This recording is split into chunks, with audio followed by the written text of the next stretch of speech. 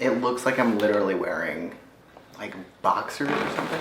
But I swear to God, like they're just they're just like, they're shorter than the average bear, which, same. Welcome to the video, y'all. Check 1, 2. Send me the check. I am ready to go home. What? Well, I think I did it. Wait. No, hold on. Wait, can this work? There we go. A little bit of movement. Check, bitch. Yay. I didn't check the lights on the shot either. This one just might be a little...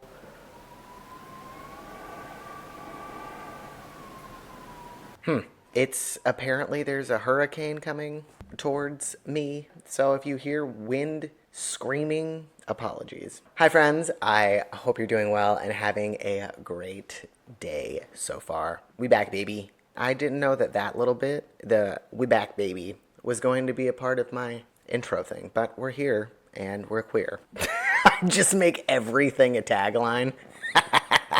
That's stupid. But I kind of fucking like it. Alright, I'm getting comfortable. Oh, God.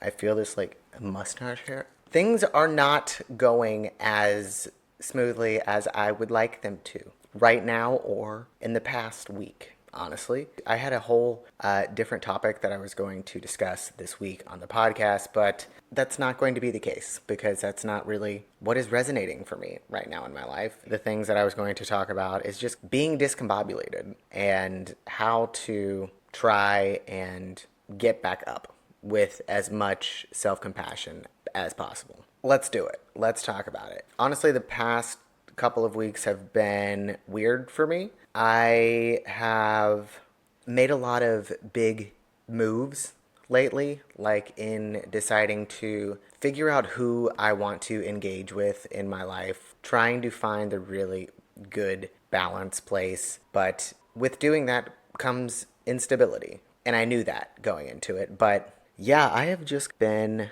stagnant for probably the last year. I have been complacent and just not really caring to take action on things, which is valid. I was coming off of some really bad trauma. I had completely lost my sense of self in my relationships and in my job and in all of these external things that I had finally hit rock bottom, and I understand that was a part of why I have just had to stop everything. I had to stop everything and collect my pieces and put myself back together. Yeah, it's definitely gotten me back into some reactive, angry places that I used to go to deflect from the sadness and frustration that I felt a lot of the time. That was frustrating because sometimes when you have not done a certain behavior for X amount of time, you kind of think, oh, I'll never have to worry about that again. Not fucking true. Like, it will probably come back up when you are in some vulnerable state. That is when you need to be the most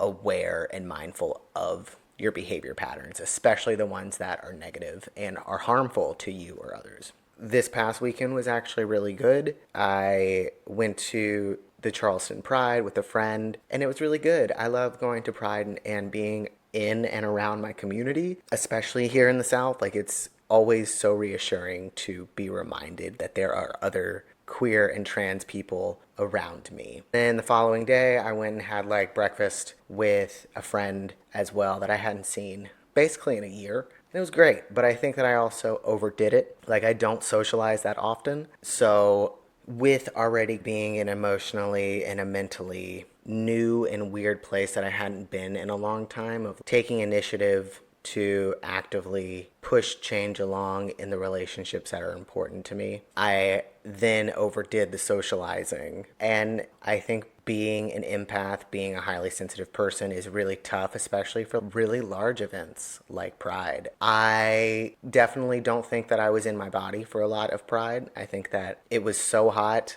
outside, and when I'm around that amount of people, there's just so much energy that I have to disassociate out of my body because it will become too overwhelming for me. So that was also another realization. And then I posted yesterday on Instagram about having technical difficulties. I also didn't like the visuals of the newest codependency conversation videos that I recorded because I keep having to use my laptop as a teleprompter, and that makes my eye line not be where the lens is to look at you in the face. Maybe it's just I've done so many educational videos that it bothers the hell out of me and I cannot stand it. So I just was like, I have to buy a teleprompter. It has to happen for these videos and for the paid courses that I'm creating as well. So it gave me capacity to buy new equipment, and I'm going to re-record it, and it's going to look so much better. I'm just excited about that. I mean, it did throw me off. Like, when you're already in a funky state and then things keep happening that are frustrating as fuck, fucking got me, dude. I also have just been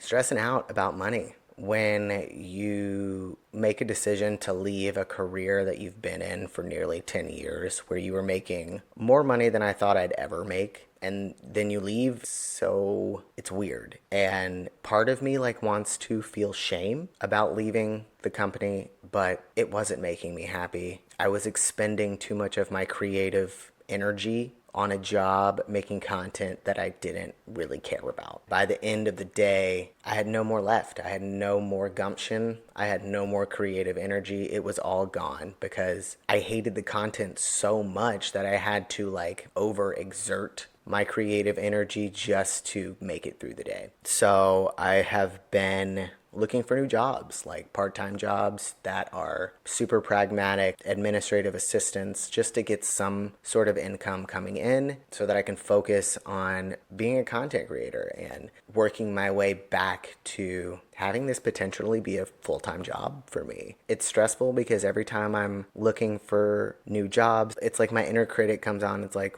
why did you leave Google? And of course, have I gone back and tried to look at available open jobs at Google? Yeah, but every time I'm like, I can't. I fucking can't. I don't know why I can't. It took too much of me and I have nothing else to give to that company or something. So I've been doing my best to try and stay calm about it and not also be like, you're a fucking failure at your business because you're not making income from it right now. And that's because my businesses have just shifted over this year of time, and it wasn't until a couple of months ago where I was just like honest about wanting to be a content creator. So that's the route I'm going down. When the floor is already slippy, anything can take you out. You know what I mean? And then the last thing that's just been on my mind is being in this state. I am so over being in South Carolina that it is not even funny. And I'm sure that so many people are tired of me talking about this, but I can't let it go. So I have been doing research on places to move to, like what it would take to rent out this house and have a property manager and expenses for moving and where would I go to and figuring out those things. I need to go and visit these places to see if I even like the places. Yeah, so I have just been doing a lot of research and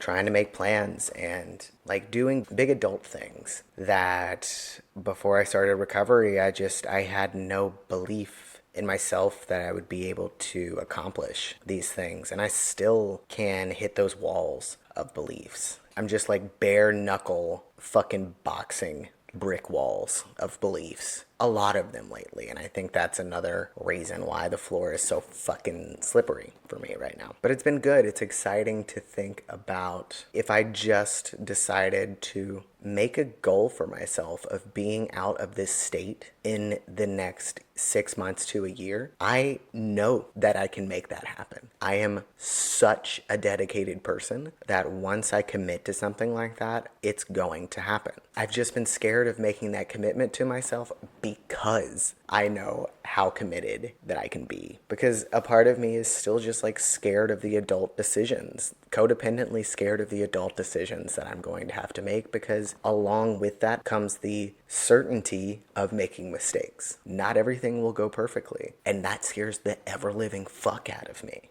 But It's like I have taken this year to build my tool belt of tools to be able to get through the fear. And honestly, with how much experience and knowledge that I have about fear not lasting forever and fear just not being as scary as it actually has felt before in my life. Basically, the fear is just so temporary compared to my everlasting dislike of being in South Carolina. That just, the light switch came on for me this week about that. So I have been doing research and searching for jobs and trying to get some income so that I can just really commit to that goal of being out of here in the next 6 months to a year. It's really exciting, but absolutely petrifying. So, yeah, I don't know. I'm sitting with it and I'm still doing research and I'm still trying to make plans to go and visit places in the next couple of months, experience a few cities in the same state, and then be like, does this still resonate with my gut and my intuition? And following it that way.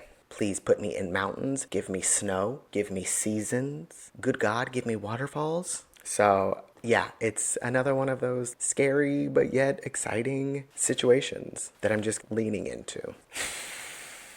That's really what's been going on and why I have just been fucking discombobulated as hell for the past week. And it sucks because I feel like I haven't been putting out content. And since my inner critic is just super accessible when I am in vulnerable states like this, it's you're a failure. Everybody's going to unsubscribe because you haven't put a video out in a week, and I'm like, that's not true. Yes, there needs to be a schedule of uploads, but I couldn't count on the difficulties that arose from what I was recording. And look, mistakes, Quentin, you can get through them, and you can take accountability for how you also were a part of the problem. Dude, you're such a badass. I love you. God damn it. Yeah. So that's where I'm at right now. Advice for any kind of discombobulation you might be feeling is slow down. Slow down everything. Slow down what you're doing, how fast you're doing it. Slow down your thinking, slow down your breathing, slow down. It has been incredibly difficult for me to meditate in the past week than it normally is. And that is top sign that I am in my shit. So I've had to slow down a lot, and it hasn't been easy. It has been a struggle to relax because, like I said, when you're in vulnerable states, your old patterns kick up, and my self-worth being tied to my productivity comes up so easily all the time. And that's just what happened. It's okay. So if you're struggling, I am right there with you, dude. I feel you and I hear you. And I would love to hear what's going on in your week. What are you dealing with that is getting you fucking discombobulated as hell? Leave a comment below and let me know. Let's talk about it. I would love to chit chat in the comments with you guys about what's going on. It happens to all of us and it's okay. We can all get up and bounce back. Also, I want to promote the Patreon channel. There are 3 membership tiers that you can join if you are interested. There's going to be another video about the Patreon page specifically that is coming out very soon, but go ahead and check it out. The tiers have the information of everything that's included, and I am also here to answer questions. If you want to leave a comment on this video or message me on Instagram, and I am happy to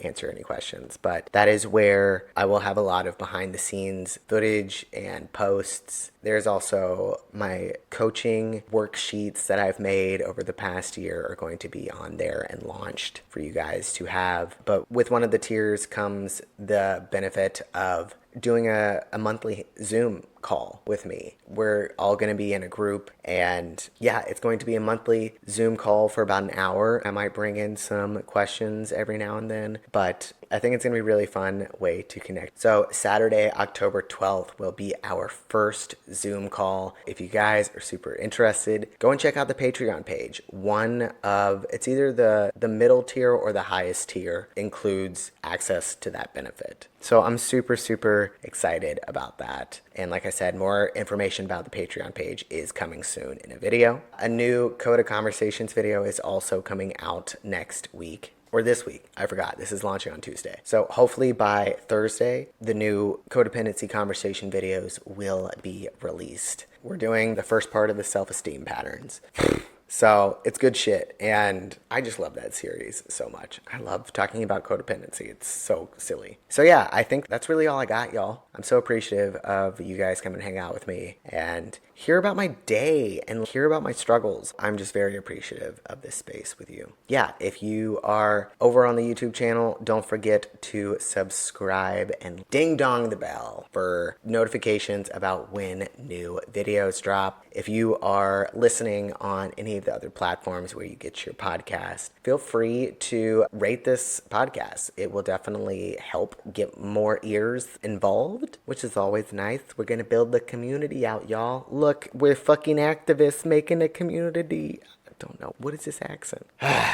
I really appreciate all of the love and support and just understanding. Like, truly, what a fucking rad group of people you guys are. I'm so fucking grateful. I feel so loved, and I love you guys so much. And so don't make me cry.